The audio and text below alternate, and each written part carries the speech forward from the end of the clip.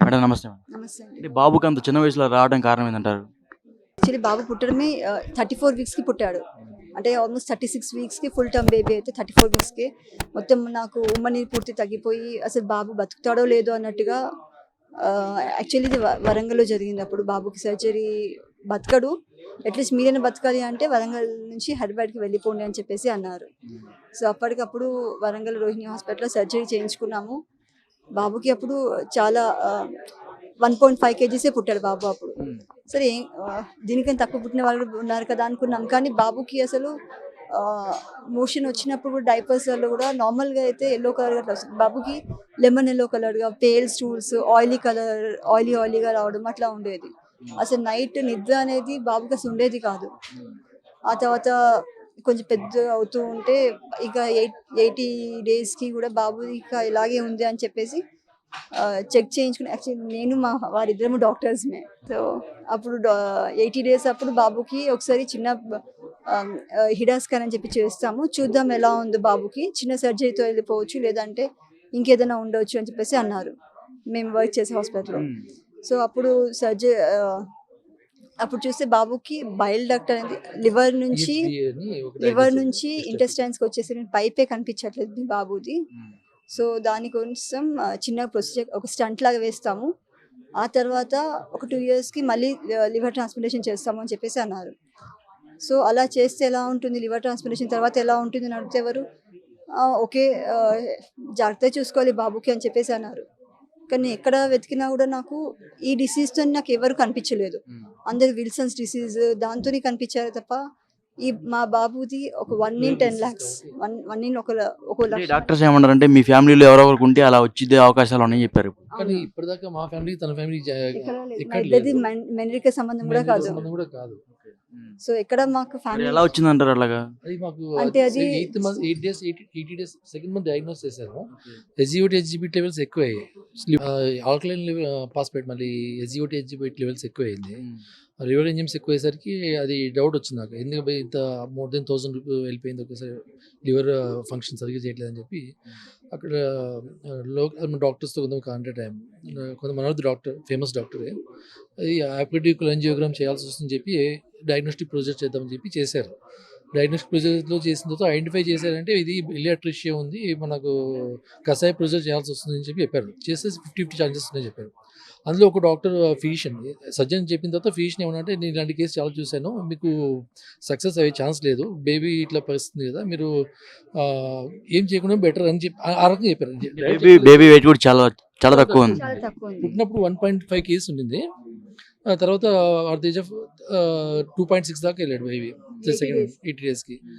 ఇంకా సర్జరీ చేసినా మీకు పెద్దగా ప్రోగ్రెస్ కాకపోవచ్చని చెప్పారు. సరే అని చెప్పి ఇంక లైట్ తీసుకొని బతికిన రోజున బాబు బతికితే కానీ చాలు అంటే అనుకున్నాం. మేడం చిన్నప్పటి నుంచి మనం వింటా ఉంటాం ఒక బిడ్డ కోసం తల్లి దేనికైనా తెగిస్తుంది ఒక బిడ్డ కోసం తల్లి దేనికైనా తెగిస్తుందనే ఆ క్రమంలో మీరు ఈరోజు మీ లివర్ ట్రాన్స్ప్లాంటేషన్ కొంత భాగం మీ బాబుకి ఇచ్చారు. అది ఎంత మీకు ఆనందదాయకంగా ఉంది?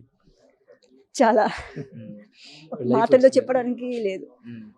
నేను లివర్ ఇవ్వడానికి రెడీగా ఉన్నాను. కానీ ఆ లివర్ కరెక్ట్ పెట్టేవాళ్ళు ఉండాలి కదా! నాకు ఈ డాక్టర్ నేను బాబుకి నేను పుట్టించాను కానీ మా బాబు బ్రతికి ఉన్నాడు, ఇలా హ్యాపీగా ఉన్నాడు అనుకుంటే ఫస్ట్ రీజన్ మాకు డాక్టర్ నయీం సార్ వాళ్ళే. అసలు సార్ అది assurance చాలా ఇవ్వడం వల్ల అంటే అసలు బాబు పుట్టాక మళ్ళీ మాకు వేరే బేబీ అన్న కూడా భయమేసింది మాకు. హెరిడిటీగా వచ్చింది అన్నప్పుడు. సో, మళ్ళీ బేబీకి ఇలాగే వస్తే మళ్ళీ ఇంకో బేబీకి పుట్టించి మళ్ళీ ఇంత ప్రాబ్లమ్స్. సో, నాకు దెబ్బ తగిలితే నేను ఏడ్చేసి ఊరుకుంటాను. కానీ నా ముందు నా పిల్లలు ఏడుస్తూ ఉంటే అది చాలా హారిబుల్‌గా ఉంటుంది. సో, ఆ తర్వాత మళ్ళీ బై గాడ్స్ గ్రేస్ మాకు ఇంకో పాప హెల్తీగా పుట్టింది. అసలు ఒక్కటి అని కాదు సార్. అది చాలా ప్రతి ఒక్క నైట్ మాకు చాలా హారిబుల్. అసలు నైట్ నిద్ర అనేది ఉండేది కాదు బాబుకి ఒకసారి. ఒక్కొక్క మూమెంట్‌లో బాబు ఇలాగే బతికితే చాలు అనుకున్నాం. కానీ ఒక్కొక్కసారి వాడు నైట్ నిద్ర ఉండేది కాదు. తల ఇలా కొట్టుకునేవాడు. అది చూస్తూ ఉంటే బాబుకి యుతాన్సే చేయిద్దామా అనుకునే స్టేజ్ కూడా వెళ్ళాం మేమైతే. ఎందుకంటే సర్జరీ చేసినప్పుడు లేనప్పుడు అట్లీస్ట్ బాబు ఎన్ని రోజులు హ్యాపీగా బతికినా చాలు. ఆ తర్వాత బాబుకి ఈ ప్రాబ్లమ్ ఎక్కువైతే మళ్ళీ కడుపు ఉబ్బడము ఇవన్నీ ఉంటాయి. సో, అవన్నీ నేను మా బాబుకి చూడలేను. సో, యుతాన్సియాకి వెళ్దామా అనుకున్నాం. కానీ ఆ మూమెంట్లో అసలు ఒక గాడ్ లాగా వచ్చారు నాకు సార్. ఒక హాస్పిటల్ అని కాదు, ప్రతి ఒక్క హాస్పిటల్. సో నేను అపోలోలో చేశాను, అన్ని ప్రతి ఒక్క హాస్పిటల్ ప్రతి ఒక్క డాక్టర్ దగ్గర వెళ్ళి కలిసాం. సో 5 years తర్వాత ఎలా ఉంటుందో తెలియదు, 5 years వరకు అయితే పర్లేదు, 1 year జాగ్రత్తగా చూసుకోవాలని చెప్పేసి అన్నారు. అసలు అంత అష్యూరెన్స్ లేని లైఫ్, లివర్ సర్జరీ చేసి మళ్ళీ బాబుకి 5 years మళ్ళీ బతికిచ్చి ప్రాబ్లం ఇవ్వడం ఎందుకు అనుకున్నాం మేము యాక్చువల్లీ. కానీ ఈ సర్జరీకి వచ్చాక 80% ఛాన్సెస్ ఉంటాయి, మీ బాబు మళ్ళీ నార్మల్గా బతుకుతాడు, మళ్ళీ అందరిలాగానే ఉంటాడు మీ బాబు అని చెప్పేసి ఒక్కసారి అన్నారు. సో దానికి మీరు ఆ సార్కి బాగా రుణపడిపోయి ఉంటారేమో. నిజం సార్, అది మాత్రం నిజం. దేవుని దేవల్ల మాకు దేవుడు సార్ దేవులాగా పడ్డాడు సార్. అప్పుడు నాకు ఒక 1/3 లివర్ పూర్తి లివర్ ఇవ్వడానికి నేను రెడీగా ఉన్నాను మా బాబు కోసం. ఇంకోటి, ఇది ఇలాంటి ప్రాబ్లం ఇంకెవరు ఫేస్ అయినా కూడా ఇది ఒక మెసేజ్ అవ్వాలి, అందుకని మేము ముందుకు వచ్చాం. ఎందుకంటే ఈ సర్జరీ ఇక్కడ ఇంకెవరు చేయలేదు తెలంగాణ మొత్తంలో, ఇంత సక్సెస్ఫుల్గా ఎవరు చేయలేదు. ఇప్పుడు నేను ఒక 10 years సర్జరీ అయిన 10 years వాళ్ళతో కలిసాను, సర్జరీ అయిన 1 year వాళ్ళతో కలిసాను, ఒక్కొక్కరిని కలుసుకుంటూ వచ్చాను. కానీ ఎవరు కూడా ఇప్పుడు నా బాబు ఉన్నంత హ్యాపీగా అయితే లేరు. సో అలా వాడు ఎవరితో కలవకుండా అలా ఉండేది, కానీ ఇప్పుడు అందరితో వెళ్ళి కలుస్తున్నాడు. సో ఇది నాలాగా మేము ఎలా సఫర్ అయ్యామో అలా ఇంకొకరు సఫర్ అవ్వద్దు, ఇది దానికోసమని మేము ముందుకు వచ్చాం. ఫస్ట్ డాక్టర్కి చాలా థ్యాంక్స్, వాళ్ళ టీం ఒక్కొక్కటి అసలు మా బాబుకి ఒక రోజైతే ఆక్సిజన్ సాచురేషన్ 34కి దిగిపోయింది. యాక్చువల్లీ 94 వరకు ఉంటేనే అలారం సార్, 94 తర్వాత. కానీ వీడు అసలు ఇక్కడ ఎక్కుతూ ఉంటేనే బేబీకి తీసుకొచ్చే వరకు కూడా ప్యాన్ న్యూమోథెరాక్స్ అని ఇమీడియట్లీ మెడిసిన్ డ్రైన్ ట్యూబ్ వల్ల ట్యూబ్ తీశారు. దానివల్ల ఏమవుతుంది, సర్జరీ తర్వాత పోస్ట్ సర్జరీ ప్యాన్ న్యూమోథెరాక్స్ స్టార్ట్ అయింది. ఇమీడియట్లీ సార్ ఫోన్ చేసి రాజ్ కుమార్ సార్ ఫోన్ చేయగానే ఇమీడియట్లీ తీసుకురండి మేము చూస్తామని చెప్పారు. మేము ఆ తప్పులు ఉన్నాం కాబట్టి ఇమీడియట్లీ వచ్చేసాము. సార్ ఇమీడియట్లీ అది డయాగ్నోస్ చేయడం కష్టం, ఆ టైంలో న్యూమోథెరాక్స్ సైన్ న్యూమోథెరాక్స్ డయాగ్నోస్ చేయడం కష్టం. ఇమీడియట్లీ డయాగ్నోస్ చేసి పిక్టెల్ అని ఒక ట్యూబ్ వేశారు, ఇమ్మీడియట్ రికవర్ అయ్యారు అబ్బాయి. ఆ డయాగ్నోస్ ఆ టైంలో గన్ షాట్ డయాగ్నోస్ చేయడము, దానికి తగ్గట్టు ట్రీట్మెంట్ ఇవ్వడము, ఇమీడియట్లీ ఇవ్వడము, సో రికవరీ ఇమీడియట్లీ ఇంటికి పంపించడం బాగా జరిగింది సార్. చూశారు కదా, ఆ బిడ్డ కోసం తల్లి దేనికైనా తెగుస్తుందనే ఒక నినాదం అయితే మనం చాలా వినే ఉంటాం. ఇప్పుడు మన కళ్ళ ముందు నిదర్శనంగా కనబడుతుంది బాబు వాళ్ళ అమ్మ. Okay madam, thank you madam.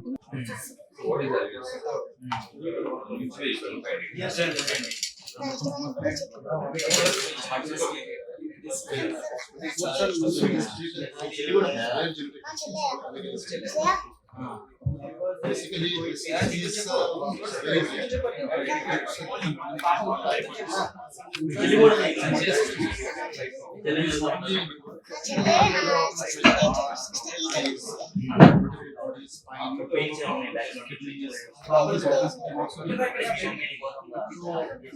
All kids have all the problems. They have rotten kidneys, liver and heart. This kid had liver and heart, and also his spine is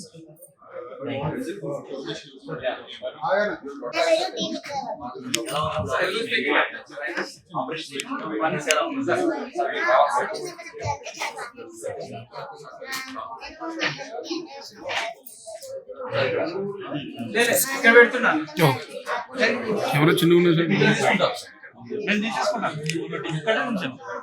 అదే 1 minute సార్ అక్కడ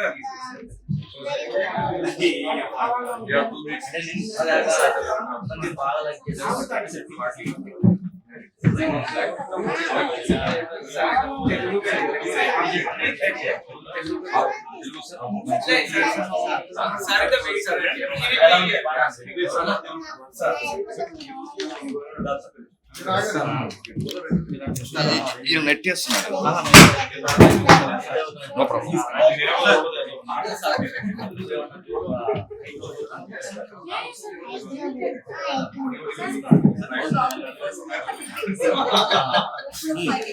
Yes, sir.